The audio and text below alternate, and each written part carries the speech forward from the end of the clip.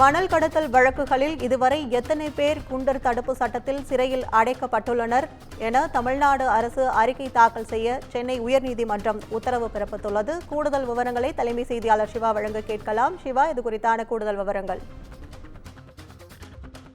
கற்பகம், மணல் கடத்தல் வழக்குல இதுவரை எத்தனை பேர் மீது குண்டர் தடுப்பு சட்டத்தில் கைது செய்து அவர்கள் சிறையில் அடைக்கப்பட்டிருக்கிறார்கள் என்பது தொடர்பான ஒரு விரிவான அறிக்கையை அரசு தாக்கல் செய்ய வேண்டும் என்று சென்னை உயர்நீதிமன்றம் தற்போது அதற்கான உத்தரவை பிறப்பித்திருக்கிறது.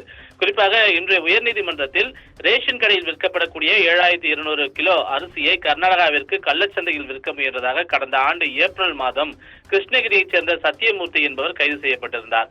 இதனை அடுத்து அவரை குண்டர் சட்டத்தில் அடைக்க மே மாதம் சேலம் மாவட்ட ஆட்சியர் உத்தரவிட்டிருந்தார். இந்த குண்டர் சட்டத்தை ரத்து செய்ய வேண்டும் என சத்தியமூர்த்தியினுடைய மனைவி சென்னை உயர்நீதிமன்றத்தில் மனு தாக்கல் செய்திருந்தார்.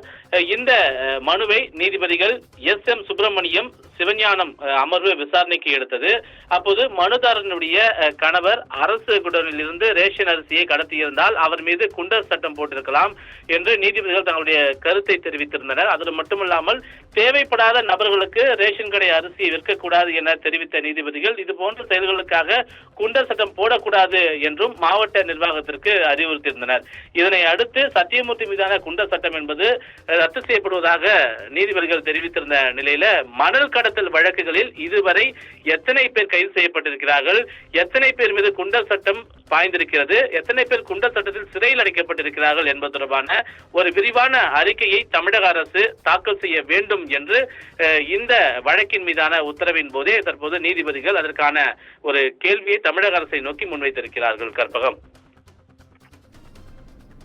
உங்கள் விவரங்களுக்கு நன்றி சிவா.